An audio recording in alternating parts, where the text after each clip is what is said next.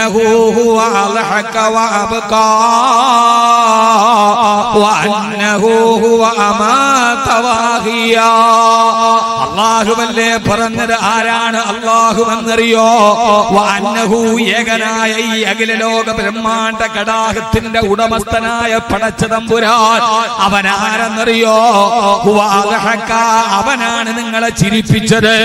ഒരു മനുഷ്യന്റെ ജീവിതത്തിലും മനസ്സിനും അവന്റെ ഹൃദയത്തിനും സന്തോഷം നൽകിയ, മുഖത്തെപ്പോഴും സമാധാനത്തിന് അടയാളം നൽകിയ, ഒരു മനുഷ്യന്റെ ജീവിതത്തിൽ എപ്പോഴും സന്തോഷം കൊടുത്തതാരാ? എപ്പോഴും അവനെ ചിരിപ്പിച്ചതാരാ? അത് അല്ലാഹുവല്ലയോ? വഅന്നഹു ഹുവ അൽഹക, അല്ലാഹുവാണ് നിങ്ങളെ ചിരിപ്പിച്ചവന്. വഅബ്കാ, അല്ലാഹുവാണ് നിങ്ങളെ കരയിപ്പിച്ചവന്. ചില ആളുകൾക്ക് ജീവിതത്തിൽ പ്രതിസന്ധികളും പ്രയാസങ്ങളും സന്താപങ്ങളും കണ്ണീരുകളും പ്രയാസങ്ങളും വൈതരണികളും വൈഷമ്യങ്ങളും വൈക്ലഭ്യങ്ങളും ജീവിതത്തിൽ തീരാത്ത കണ്ണുനീര് നൽകിയടാരാ? അതെല്ലാം അല്ലാഹുവല്ലയോ? സഹോദരാ സഹോദരി, മുഅ്മിനേ മുഅ്മിനത്തെ ചിന്തിക്കണേ. അല്ലാഹുവിന്റെ വിശുദ്ധമായ ശരീഅത്തിന്റെ ഏറ്റവും വലിയ പഠനമേതെന്നറിയോ? ഒരാൾക്ക് ജീവിതത്തിൽ സന്തോഷം കൊടുക്കുന്നത് പടച്ച റബ്ബാ, ഒരാൾക്ക് ജീവിതത്തിൽ സങ്കടം നിശ്ചയിച്ചതും പടച്ച റബ്ബാ. വഅന്നഹു ഹുവ അഗ്നാ വഅഖ്നാ വഅന്നഹു ഹുവ അഗ്നാ, അവനാണ് ചിലരെ സമ്പന്നരാക്കിയത്. ചില ആളുകൾക്ക് അല്ലാഹു സമ്പത്ത് വാരിക്കോരി കൊടുത്തത്, അവർ ചെയ്ത കച്ചവടത്തിൽ അല്ലാഹു വമ്പൻ ലാഭങ്ങൾ കൊടുത്തത്, നല്ല വീടുകളും കൊട്ടാര സദൃശമായ വീടുകളും സുന്ദരമായ ജീവിതത്തിന്റെ അനുഗ്രഹങ്ങളും ചില ആളുകളെ സമ്പന്നനാക്കിയടാരാ? വഅന്നഹു ഹുവ അഗ്നാ വഅഖ്നാ, അല്ലാഹുവാണ് നിങ്ങളെ സമ്പന്നനാക്കിയത്. കാസർഗോഡന്റെ കേൾക്കാനെത്തിയ പ്രിയപ്പെട്ട സഹോദരങ്ങളോട്, ഈ ദേശീയ പാതയിൽ ആകാശം വിട്ട തലയുയർത്തി നിൽക്കുന്ന അമ്പര ചുംബികളായ കൊട്ടാര സദൃശ്യമായ നിങ്ങളുടെ വീടുകളില്ലേ? ആ വീട് വെക്കാൻ നിങ്ങൾക്ക് സമ്പന്നത തന്നതാരാ? അത് സ്റ്റേറ്റ് ബാങ്ക് ഓഫ് ഇന്ത്യ അല്ലല്ലോ, ഫെഡറൽ ബാങ്കിന്റെ ഈ ഏതെങ്കിലും ഒരു പുച്ചക്കാട് ബ്രാഞ്ചിൽ നിന്നല്ലോ, റിസർവ് ബാങ്ക് ഓഫ് ഇന്ത്യ അല്ലല്ലോ, വേൾഡ് ബാങ്ക് നിങ്ങൾക്ക് തന്നതല്ലല്ലോ.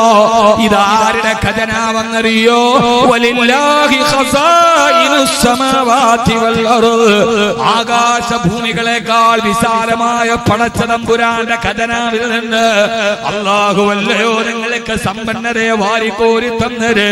അവനാണ് നിങ്ങൾക്ക് സമ്പന്നത നൽകിയത്. മാത്രമല്ല മറ്റൊരാളെ ദാരിദ്ര്യം കൊടുത്തതാരാ?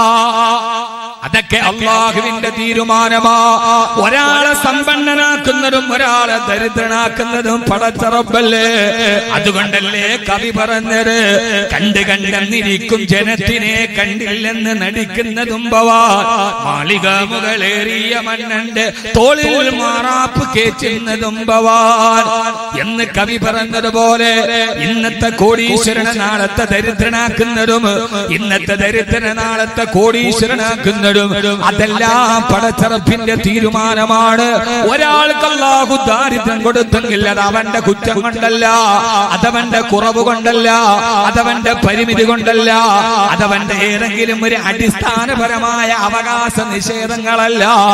അതുകൊണ്ടാണ് വിശുദ്ധമായ ശരീഅത്തുൽ ഇസ്ലാം നമ്മോട് പറഞ്ഞത്, ഒരാൾ ദാരിദ്ര്യമുണ്ട് എന്നതിന്റെ പേര് അവൻ നിന്റെ സ്ഥാനമാനങ്ങളോട് യോജിക്കാത്തവനോ കീറിപ്പറഞ്ഞ വസ്ത്രം ധരിച്ചതിന്റെ പേരിൽ ഒരാളെ നിങ്ങൾ അകറ്റി നിർത്തരുത്.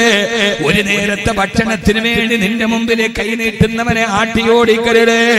ഒരിക്കലും ദാരിദ്ര്യമുള്ളവനെ കണ്ണുകെട്ടി മറക്കേണ്ടതല്ല, അവനെ മതില് കെട്ടി മറക്കേണ്ടതല്ല. ആരാണോ ദരിദ്രൻ അവനെ നിന്റെ ശരീരത്തിലേക്കും നിന്റെ മനസ്സിലേക്കും ചേർത്ത് പിടിക്കേണ്ടവനാണെന്ന് അല്ലാഹു പറഞ്ഞു കൊടുക്കാനല്ലയോ ഹബീബായ നബി മുഹമ്മദ് മുസ്തഫ ആദരവായ പ്രവാചകൻ നബി മുഹമ്മദ് മുസ്തഫ സല്ലല്ലാഹു അലൈഹി വസല്ലമയായ അറേബ്യൻ ലോകത്തിന്റെ ഭരണാധികാരി ഇന്ത്യയുടെ ഭരണാധികാരിയെ പോലെയല്ലല്ലോ. ഈ ലോകത്തിന്റെ ഏകാധിപത്യ സർവാധിപത്യ സാമ്രാജ്യത്തെ രാജ്യത്തിന്റെ ഏകാധിപതികളെ പോലെയല്ലല്ലോ. 2.5 ലക്ഷം ചതുരശ്ര കിലോമീറ്റർ വിശാല വിസ്തൃതമായ അറേബ്യൻ സാമ്രാജ്യത്തിന് അധിപനായിരുന്ന ഹബീബായ നബി മുഹമ്മദ് മുസ്തഫ സല്ലല്ലാഹു അലൈഹി വസല്ലമയുടെ അടുക്കലേക്ക് ആ കാലഘട്ടത്തിൽ ഇസ്ലാമിന്റെ തുടർ കാലഘട്ടത്തിൽ മക്കയിലെ ഏറ്റവും വലിയ സമ്പന്നരായിരുന്ന വരേണ്യവർഗത്തിന്റെ ഉടമകളായിരുന്ന അബൂജഹലും ഉത്ബത്തും ശൈബത്തും കൂടി വന്നിട്ട് പറഞ്ഞുവല്ലോ, മുഹമ്മദേ, നിങ്ങളിനെ ഞങ്ങളത് ഇസ്ലാമിലേക്ക് ക്ഷണിച്ചാൽ ഞങ്ങൾക്ക് വരണമെന്ന് ആഗ്രഹമുണ്ട്. പക്ഷേ നിങ്ങൾക്ക് വരാതിരിക്കാനുള്ള തടസ്സമേടെന്നറിയോ? ചേരിപ്രദേശത്ത് താമസിക്കുന്ന പാവപ്പെട്ട ജനങ്ങളെ അധികാരികളുടെ കണ്ണിൽ നിന്നും മതില് കെട്ടി തിരിച്ച ഏകാധിപത്യത്തിന്റെ ഭരണാധികാരിയുടെ മുമ്പിൽ ലാളിത്യത്തിന്റെയും സ്നേഹത്തിന്റെയും വിട്ടുവീഴ്ചയുടെയും ഉദാരതയുടെയും സഹനമായ ഭാവത്തെ ലോകത്തോട് പഠിപ്പിച്ചു കൊടുത്ത ഹബീബായ നബി തങ്ങൾ എന്ന ഭരണാധികാരിയെ മദീനയിലേക്ക് നമുക്കൊന്ന് തിരിച്ചു പോകാം. ഉത്ബത്തും ശൈബത്തും അബൂജഹലും വന്നിട്ട് പറഞ്ഞു, മുഹമ്മദേ, മുഹമ്മദേ, മുഹമ്മദേ സല്ലല്ലാഹു അലൈഹി വസല്ലം, ഞങ്ങൾക്ക് ഇസ്ലാം സ്വീകരിച്ചിട്ട് നിന്റെ അടുക്കൽ വരണമെന്ന് ആഗ്രഹമില്ലാഞ്ഞിട്ടല്ല. പക്ഷേ നിന്റെ കൂടെ സദാസമയത്ത് നടക്കുന്നത് ദളിതരായ, അവർണരായ, അടിച്ചമർത്തപ്പെടുന്ന, ഞങ്ങളുടെ അടുക്കളയിൽ അടിമവേല ചെയ്യുന്ന, ഞങ്ങളുടെ ഒട്ടകത്തിന്റെ ചാണകം ചുമക്കുന്ന കറുത്തവനായ ബിലാലിനെ പോലെ, സുഹൈബിനെ പോലെ, അമ്മാറിനെ പോലെ, ഹബ്ബാബിനെ പോലെ, ഹുബൈബിനെ പോലെയുള്ള പാവപ്പെട്ട ദളിതന്മാരല്ലേ, പാവപ്പെട്ട ദരിദ്ര നാരായണന്മാരല്ലേ ഞങ്ങളുടെ വീടുകളിൽ ഞങ്ങളുടെ ഒട്ടകത്തിന്റെ ചാണകം വാരുന്ന, ഞങ്ങളുടെ വീടുകളിൽ അടിച്ചമർത്തപ്പെട്ടിട്ട് അടുക്കളയിലെ അടിമവേല ചെയ്യുന്ന, ഞങ്ങളെ കണ്ടാൽ കിലോമീറ്ററോളം മാറി നിൽക്കുന്ന, ഒട്ടകത്തിന്റെ കൂടെ എരിത്തിരിൽ കിടന്നിറങ്ങുന്ന ഈ കറുത്തവരായ ദളിതന്മാരുടെ, ഈ ചേരി പ്രദേശത്ത് താമസിക്കുന്ന ദരിദ്രന്മാരുടെ ചാരത്ത് വന്നിരിക്കാൻ, അവരുടെ കൂടെ ഇരിപ്പിടം പങ്കിടാൻ ഞങ്ങൾക്ക് കഴിയില്ല മുഹമ്മദേ.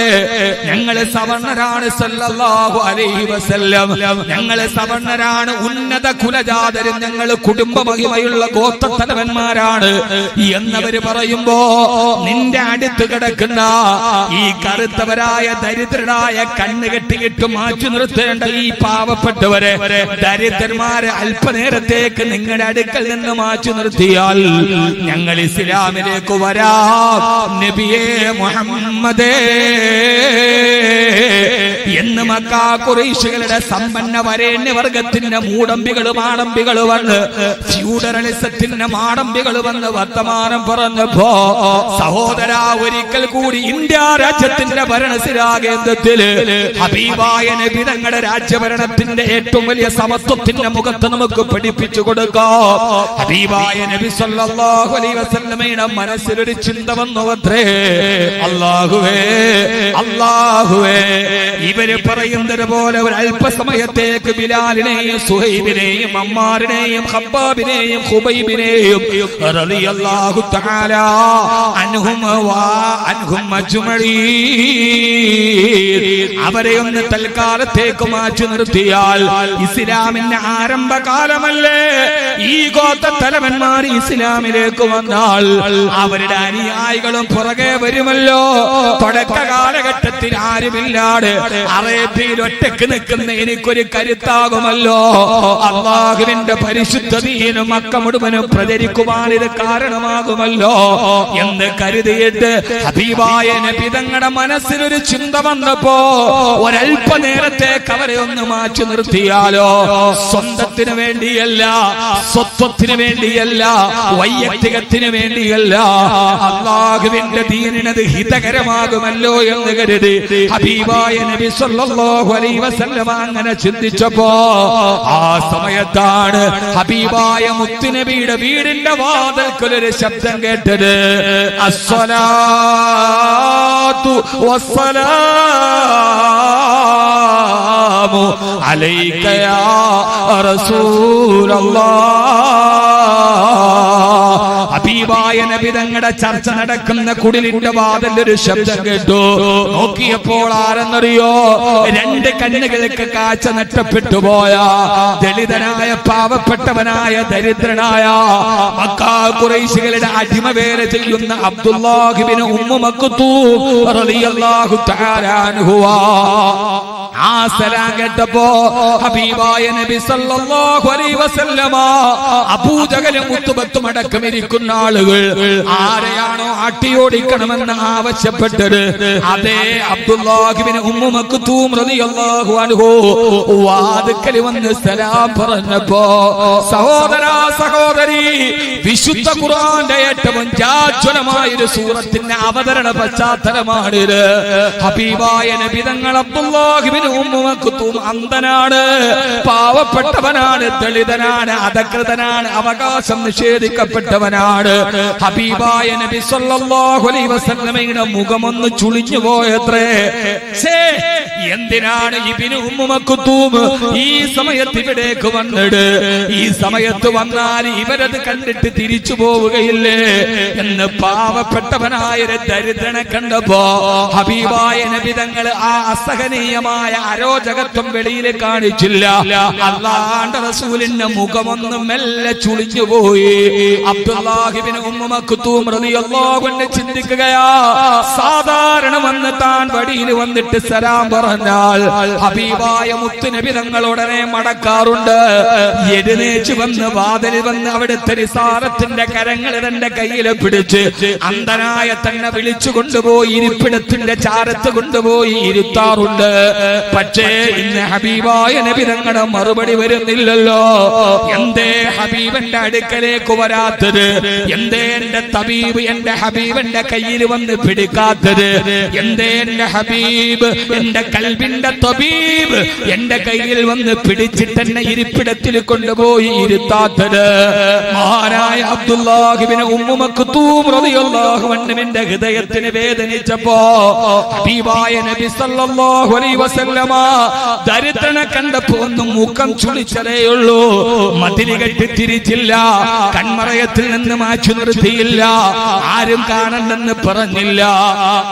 ഒരു നീരസത്തിന്റെ അടയാളം മുഖത്ത് വന്നപ്പോ ആ ദരിദ്രനായ സഹാബിയുടെ കണ്ണ് കാണാഞ്ഞിട്ടും തന്റെ അകക്കണ്ണ് കൊണ്ട് ഹബീബിന്റെ ഭൂമുഖ പതനം കാണാൻ അവിടുത്തെ ഓലക്കുടിലിന്റെ ഈത്തപ്പനമരത്തിന്റെ കുടിലിന്റെ ചാരത്തെത്തിയ ആ പാവപ്പെട്ട ദരിദ്രനായ അബ്ദുല്ലാഹ് ഇബ്നു ഉമ്മു മക്തൂം റളിയല്ലാഹു അൻഹുവിന്റെ കൽബിലൊരു ചെറിയ വേദന ഉണ്ടായപ്പോ അല്ലാഹുവിനെ സഹിക്കാൻ കഴിഞ്ഞില്ല.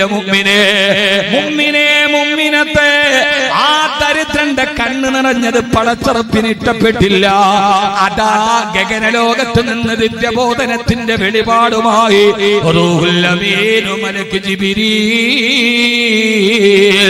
അലൈഹിസ്സലാത്തു വസ്സലാം ആഗതനായി ഹബീബായ നബി സല്ലല്ലാഹു അലൈഹി വസല്ലമയുടെ നെറ്റിത്തടത്തിൽ വിയർപ്പ് കണങ്ങൾ ഒരുമിച്ചുകൂടി ഹബീബായ നബി തങ്ങൾക്ക് ആകാശലോകത്ത് നിന്ന് അല്ലാഹുവിന്റെ ഖുർആനിന്റെ ആയത്ത് അവതരിപ്പിക്കപ്പെട്ടു. നബിയേ, ബിസ്മില്ലാഹിർ റഹ്മാനിർ റഹീം.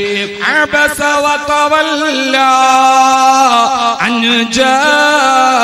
ജാഅഹുൽ അഅമാ വമാ യുദ്രീക ലഅല്ലഹു യസ്സക്കാ ഔ യذكറു ഫതൻഫഉൽ ദിക്റാ. ഹബീബായ നബി തങ്ങളെ അല്ലാഹു ശാസിക്കുകയാണ്. ആരെയാണ് മുഅ്മിനെ ശാസിക്കുന്നത്? ഹബീബായ നബി തങ്ങളെ അല്ലാഹു ശാസിച്ചിട്ട് പറഞ്ഞു, നബിയേ, അബസ വതവല്ല, അങ്ങയുടെ മുഖം ചുളിഞ്ഞു പോയോ നബിയേ? അങ്ങയുടെ മുഖത്തിന് നീരസം വന്നോ നബിയേ? കൽബിന്റെ ഉള്ളിൽ ചെറിയൊരു അതിർത്തി വന്നോ നബിയേ?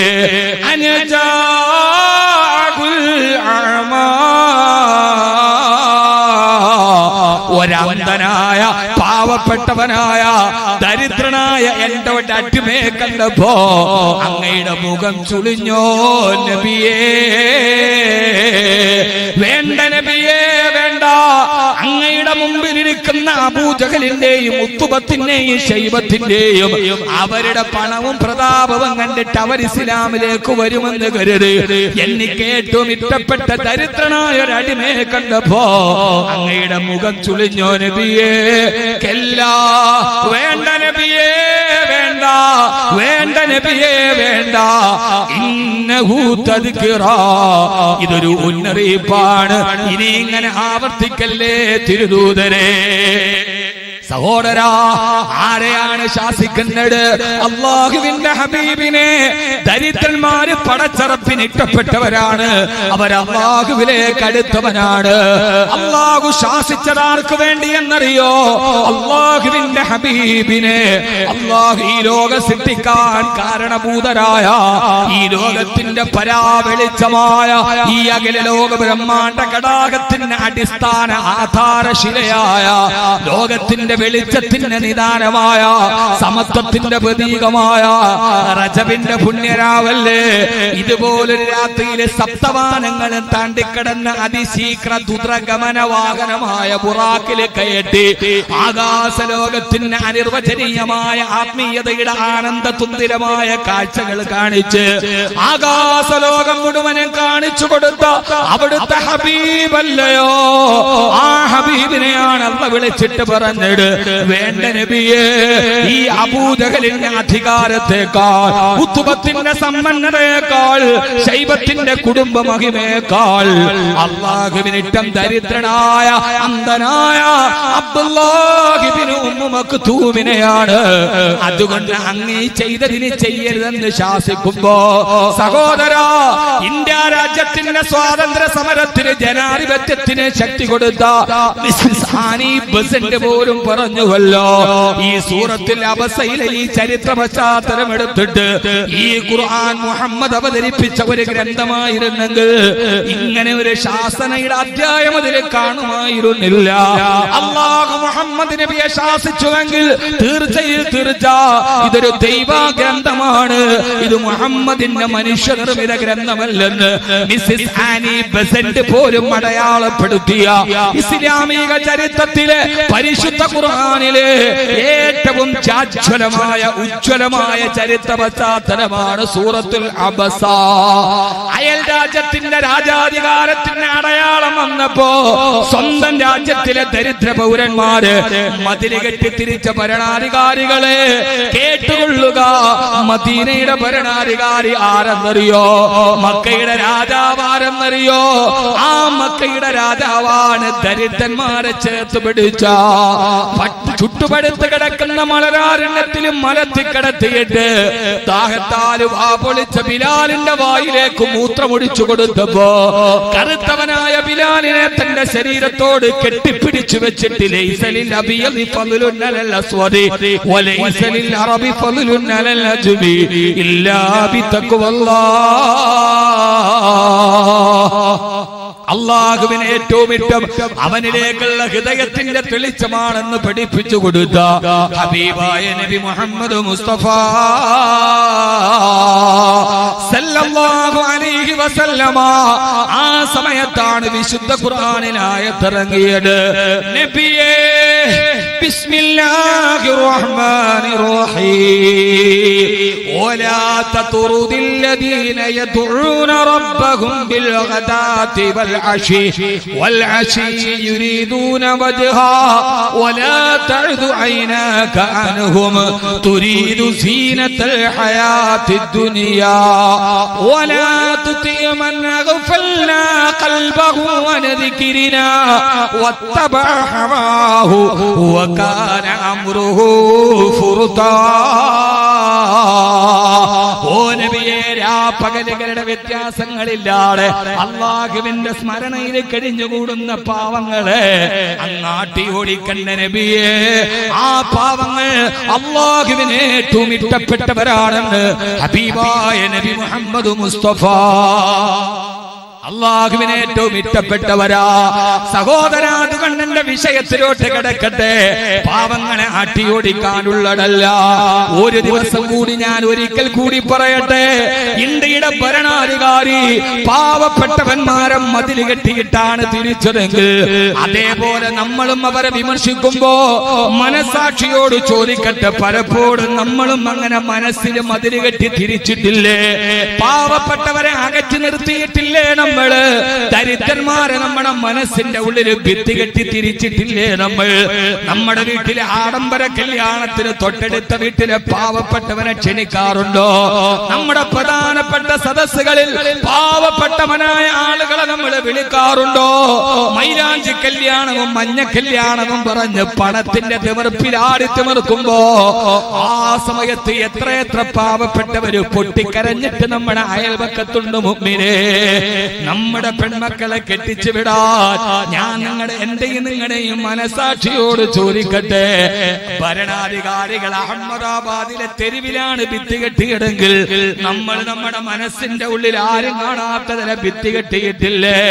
നമ്മുടെ പെൺമക്കള് കൈ നിറച്ചിട്ട് സ്വർണ്ണാഭരണമിട്ട് കാതിലും കരുത്തിലും സ്വർണ്ണമിട്ട് ലക്ഷങ്ങള് പൊടി പൊടിച്ച് കല്യാണം നടത്തി ആ സമയത്ത് വിദേശ നിർമ്മിത കാറിലോ ആഡംബര വാഹനത്തിലേക്ക് നമ്മുടെ പെൺമക്കള് പുതിയാപ്പയുടെ കൈ പിടിച്ചിട്ട് കയറുമ്പോ തൊട്ടടുത്ത നമ്മുടെ മതിലിന്റെ പുറത്ത് 30 വയസ്സായിട്ടും കല്യാണത്തിന് ഭാഗ്യമില്ലാതെ സ്ത്രീധനം എന്ന ദുരാധാരത്തിന്റെ പേരിൽ ജീവിതത്തിന്റെ സൗഭാഗ്യം നഷ്ടപ്പെട്ടു പോയ സ്വന്തം മകളെ കെട്ടിച്ചയക്കാൻ വേണ്ടി വെള്ളിയാഴ്ച പള്ളിക്കോലാകളിൽ തുണി വിരിക്കുന്ന പാവപ്പെട്ട പിതാവിന്റെ മകള് ഒരു തരി സ്വർണം പോലും തന്റെ കാതിലില്ലാതെ തൊട്ടടുത്ത മുതലാളിയുടെ മകളെ കൈ നിറച്ച് സ്വർണ്ണ വളയിട്ട് കാല് നിറച്ചും കാത് നിറച്ചും സ്വർണ്ണമിട്ടിട്ട് ബെൻസുകാരില് പുതിയ ആപ്പിളയുടെ കൈ പിടിച്ച് കയറുമ്പോ ചെറുപ്പക്കാര് ചുറ്റും നിന്നിട്ട് ആടിത്തുള്ളി നൃത്തം ചെയ്യുമ്പോ 30 വയസ്സായിട്ടും തന്റെ കാതിലൊരു തരി സ്വർണ്ണമില്ലാതെ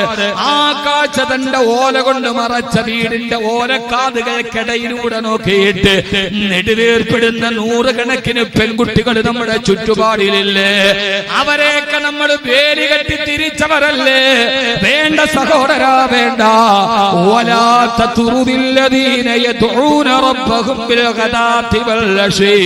രാവിലെയും വൈകുന്നേരവും അല്ലാഹുവിനെ ഇബാദത്ത് ചെയ്യുന്ന ദരിദ്രന്മാരെ നിങ്ങൾ നിങ്ങളുടെ സമീപത്ത് നിന്ന് ആട്ടിയോടിക്കരുതേ എന്ന് അല്ലാഹുവിന്റെ വിശുദ്ധ ഖുർആൻ. നമ്മുടെ നാട്ടിൽ ഭരണാധികാരി വന്നപ്പോ മതിൽ കെട്ടിയിട്ട് തിരിച്ചു. നമ്മൾ പലപ്പോഴും മതിൽ വെളിയിൽ കെട്ടിയില്ലെങ്കിലും മനസ്സിന്റെ ഉള്ളിൽ മതിൽ കെട്ടിയിട്ടുണ്ട്. പാവപ്പെട്ടവരെ നമ്മൾ പലപ്പോഴും മാറ്റി നിർത്തിയിട്ടുണ്ട്, ഇല്ലേ? പാവപ്പെട്ടവൻ എന്താ വില? SSLCയുടെ പരീക്ഷ നടക്കാൻ പോവുക. SSLCയുടെ ചോദ്യ പേപ്പറിൽ ഒരു ചോദ്യം, താജ്മഹൽ നിർമ്മിച്ചതാരാണ്? SSLCയുടെ ചോദ്യ പേപ്പറിൽ ഒരു ചോദ്യം, താജ്മഹൽ നിർമ്മിച്ചതാരാണ്? ആരാണ്?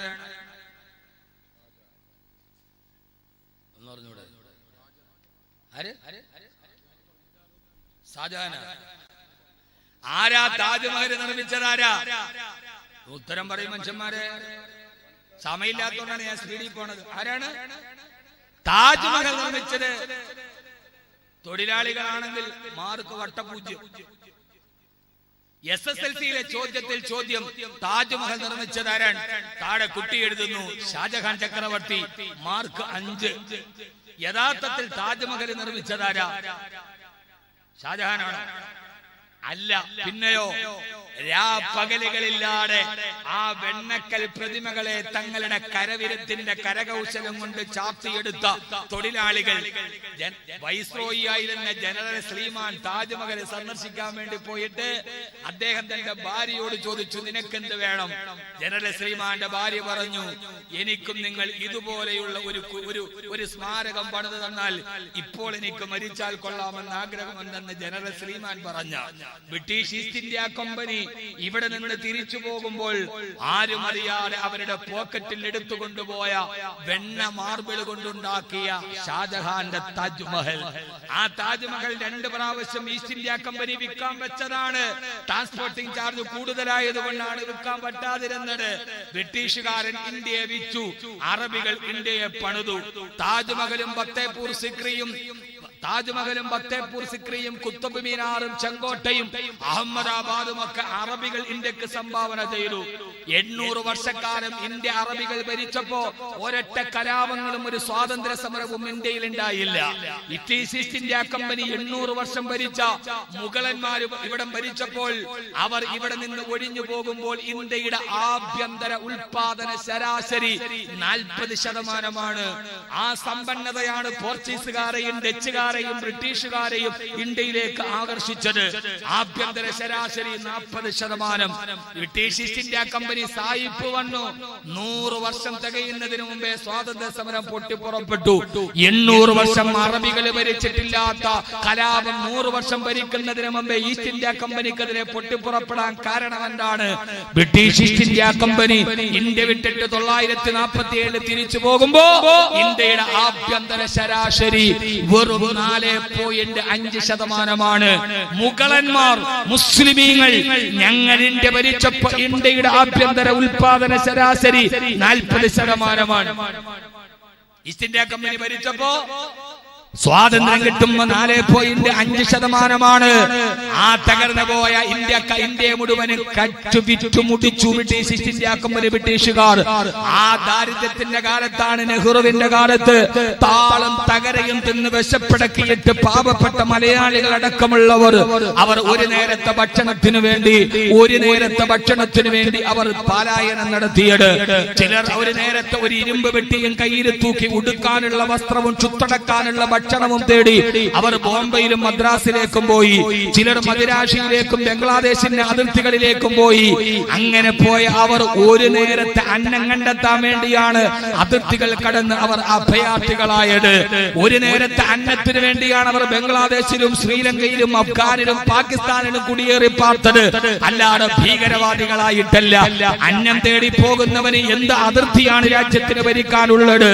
ശൈത്യകാലമാകുമ്പോൾ സെർബിയൻ കൊക്കുകൾ കടലിന്റെ പുഴയിലേക്ക് അന്നം തേടി വരാറുണ്ട്. ആ കൊക്കുകൾ ഏത് അതിർത്തി നോക്കിയിട്ടാണ് പാറി വരുന്നത്? അന്നം തേടി പോകുന്നവന് അതിർത്തികളില്ലാത്ത അഭയാർത്ഥികളാണ്. അതുകൊണ്ടാണ് അല്ലാമ ഇഖ്ബാൽ പറഞ്ഞത്, അന്നം തേടി പോകുന്നവന് എന്ത് രാജ്യത്തിന്റെ അതിർത്തി വരാ, അവനെന്ത് അഭയാർത്ഥി. അതുകൊണ്ടാണ് അല്ലാമ ഇഖ്ബാൽ പറഞ്ഞത്, ഈ ഭൂമി എന്റേതുമല്ല, ഈ ഭൂമി നിന്റേതുമല്ല, ഈ ഭൂമി എന്റെയും നിന്റെയും തന്തമാരുടേതുമല്ല. ഈ ഭൂമി അത് പടച്ചതമ്പുരാന്റെ ഭൂമിയിൽ താമസിക്കാൻ ആരാണ് ആധാരം കൊടുക്കേണ്ടത്? പടച്ചറപ്പിന്റെ മണ്ണില് താമസിക്കാൻ ആരോടാണ് നമ്മൾ രേഖകൾ കൊടുക്കേണ്ടത്?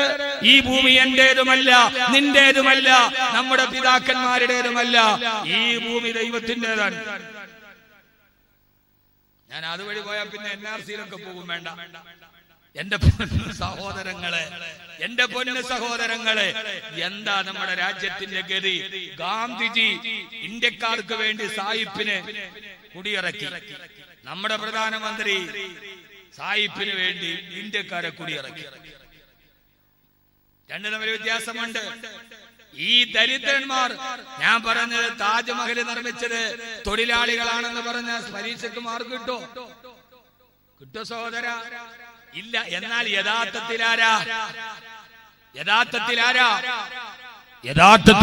അത് നിർമ്മിച്ചത് തൊഴിലാളികളാണ്. അതുകൊണ്ട് ദരിദ്രൻ എന്ന് പറഞ്ഞാൽ എന്താണ്? ഈ വിഷയത്തിലെ 2 പാർട്ടുണ്ട്. ഇൻഷാ അല്ലാഹ് നമുക്ക് തൗഫീഖ് ചെയ്താൽ പറയാം. അള്ളാഹു നമ്മളെ സ്വീകരിക്കട്ടെ. ഞാൻ പറഞ്ഞ നേരത്തെ തുടങ്ങിയാൽ സംസാരിക്കാൻ ഒരു റാഹത്തുണ്ട്, ഇല്ലെങ്കിൽ കറാഹത്താണ്. അള്ളാഹു നമ്മളെ സ്വീകരിക്കുമാറാകട്ടെ. ആമീൻ പറയ്. എന്താ സദസ് സ്റ്റേജ് ഒക്കെ ഒരു മൂകത ഇരിക്കണം. ഞാൻ ആദ്യം അങ്ങനെ പറഞ്ഞോണ്ടാണ്. ഒരു ചിരിയില്ലല്ലേ? അള്ളാഹു നമ്മളെ സ്വീകരിക്കട്ടെ. യഥാർത്ഥത്തിലെ ഹബീബായ നബി മുഹമ്മദ് മുസ്തഫ പോരാ, ഹബീബായ നബി മുഹമ്മദ് മുസ്തഫ സലാത്തുല്ലാഹ് സലാമുല്ലാഹ് അലാ ത്വാഹ റസൂലില്ലാഹ് സലാത്തുല്ലാഹ് സലാമുല്ലാഹ് അലാ യാസീൻ ഹബീബില്ലാഹ് സലാത്തുല്ലാഹ്.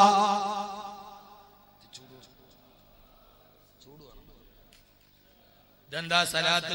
നിങ്ങൾ എന്താ മുഅ്മിനീങ്ങളെ? എന്റെ പൊന്നു മനുഷ്യന്മാരെ, നിങ്ങൾ എന്താ സലാത്ത് ചൊല്ലാത്ത? ഇങ്ങനെ സലാത്തില്ല.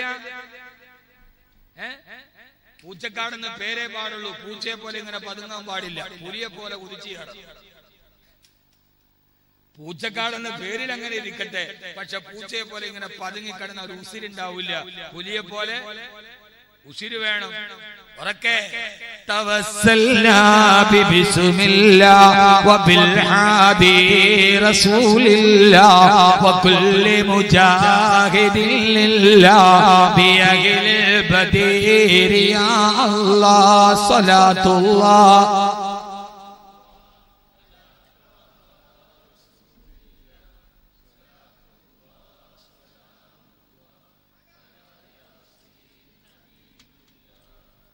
നിങ്ങൾക്ക് ഹബീബായ നബി തങ്ങളോട് സ്നേഹമുണ്ടോ?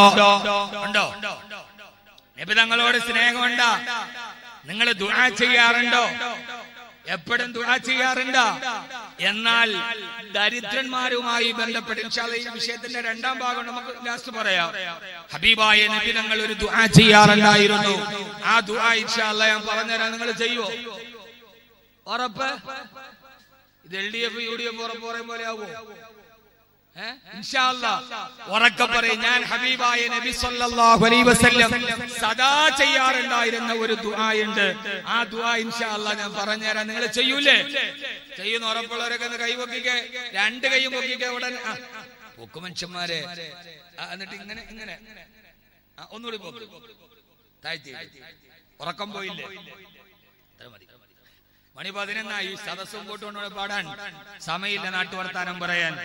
അല്ലാഹു നമ്മളെ സ്വീകരിക്കുമാറാകട്ടെ. ആദരവായ റസൂലുള്ളാഹി സ്വല്ലല്ലാഹു അലൈഹി വസല്ലമ സദാ സമയം ദുആ ചെയ്യാറുണ്ടായിരുന്നത്രേ.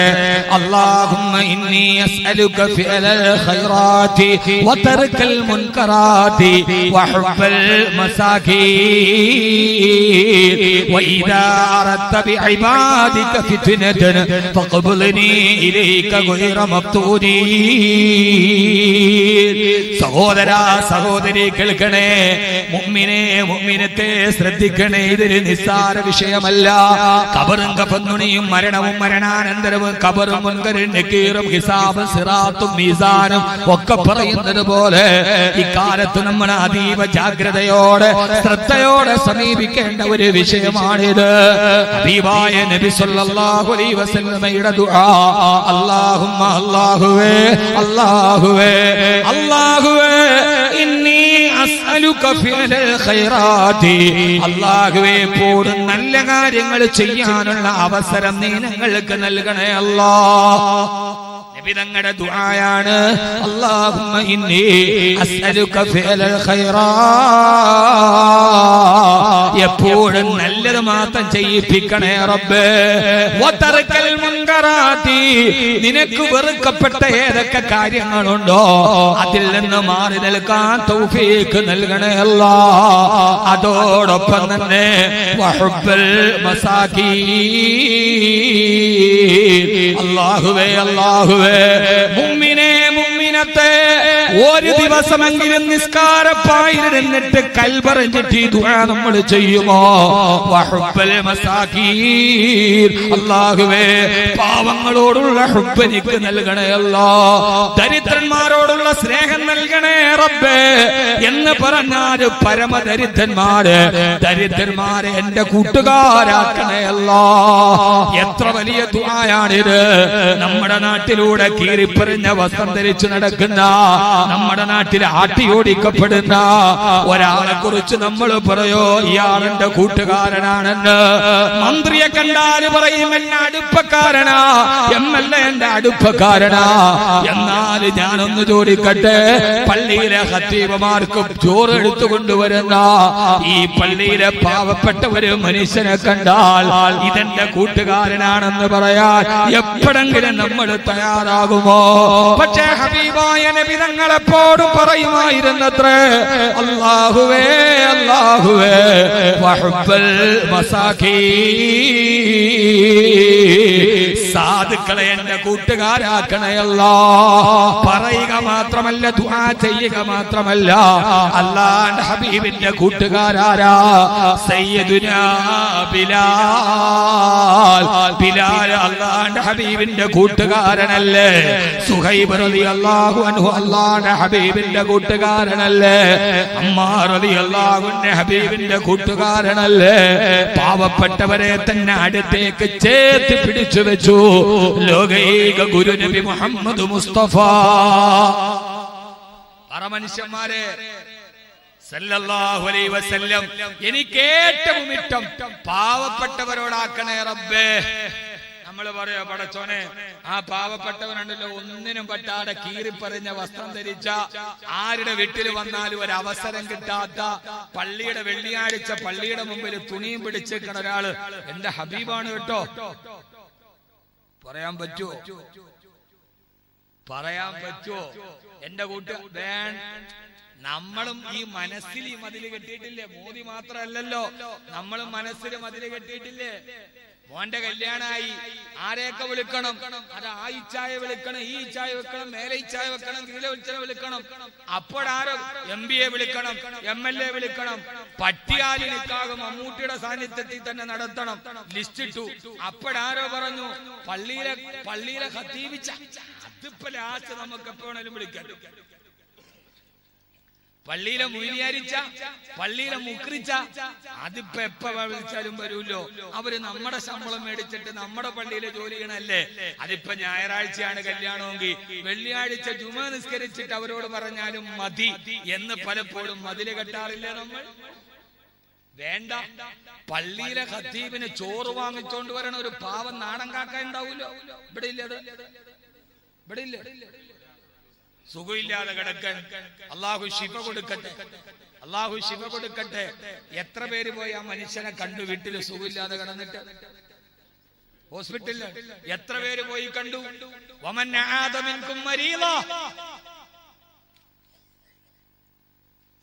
എന്നാ നമ്മുടെ നാട്ടിലെ പ്രധാനി ഹോസ്പിറ്റലിലേക്ക് കടന്നാൽ നമ്മൾ പോയി കാണൂലേ? നമ്മൾ വിചാരിക്കും കണ്ടില്ലെങ്കിൽ അദ്ദേഹം എന്ത് വിചാരിക്കും? കളക്ടറുടെ അമ്മ മരിച്ചു, ആളുകളെല്ലാം കൂടി മയ്യത്ത് കാണാൻ പോയി. ഓടിപ്പോണതിന്റെ ഇടയിൽ ആരോ പറഞ്ഞു എവിടെ പോണോ? കളക്ടറുടെ അമ്മ മരിച്ചു, കാണാൻ പോവാൻ. അപ്പൊ ആരോ പറഞ്ഞു കളക്ടറുടെ അമ്മയല്ല മരിച്ചത്, കളക്ടറാണ് മരിച്ചത്. അപ്പൊ പിന്നെ എല്ലാരും തിരിച്ചുപോയി. അമ്മ മരിച്ചിട്ട് കാണാൻ പോയില്ലെങ്കിൽ കളക്ടർ എന്ത് വിചാരിക്കും? ഇപ്പൊ കളക്ടറാ മരിച്ചെങ്കിൽ പിന്നെ ആരെ കാണാനാ പോണത്? കളക്ടറെ അമ്മ മരിച്ചിട്ട് കാണാൻ പോയില്ലെങ്കിൽ കളക്ടർ പിന്നെ പോയാൽ സ്വീകരിക്കോ?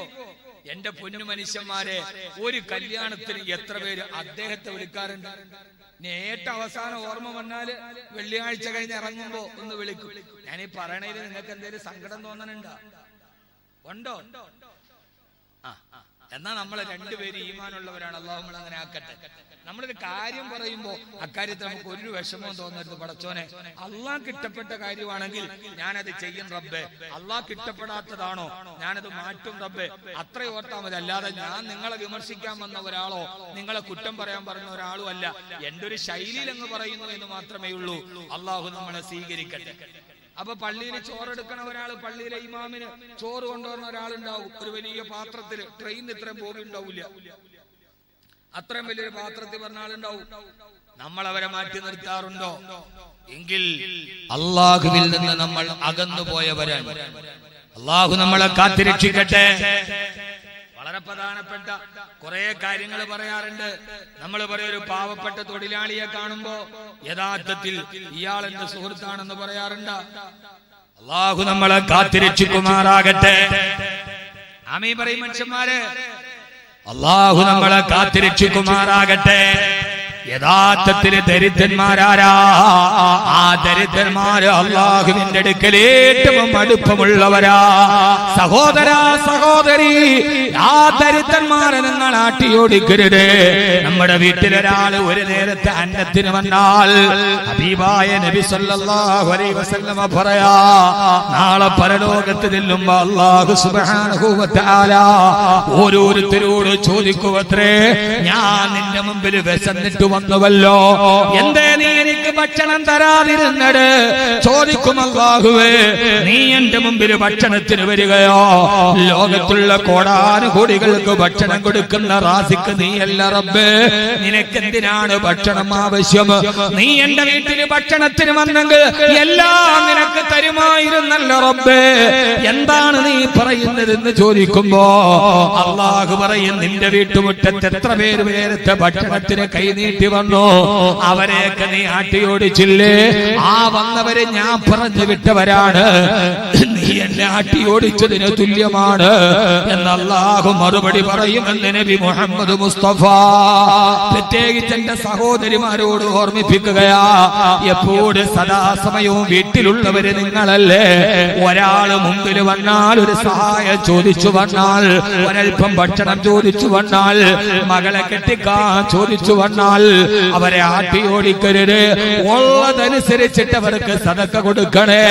ആ സമയത്ത് ബാക്കവി പറഞ്ഞ ഈ വാക്കോർക്കണേ, ഈ വന്നത് ഈ പാവപ്പെട്ടവനല്ല, ഇത് പടച്ച തമ്പുരാൻ പറഞ്ഞു വിട്ടതാണ്. ഇവരെ ആട്ടിയോടിച്ചാൽ നാളെ അല്ലാഹുവിന്റെ മുമ്പിൽ ചോദ്യം ചെയ്യപ്പെടുമെന്നുള്ള ബോധം വേണേ. ഇനി കൊടുക്കാൻ ഒന്നും നിന്റെ കയ്യിലില്ലെങ്കിൽ ഖൗലും മഅറൂഫിൻ സദഖൈറും മിൻ സദഖ, ഒരു നല്ല വാക്ക് പറഞ്ഞിട്ട് സഹോദരാ ഇപ്പൊ എന്റെ കയ്യിലില്ല, പിന്നെ നിങ്ങൾ വന്നാൽ ഞാൻ തരാമെന്ന് ഒരു നല്ല വാക്ക് പറഞ്ഞു വിട്ടാൽ അതൊരു സദഖയേക്കാൾ പ്രതിഫലമുള്ളതാണെന്ന്.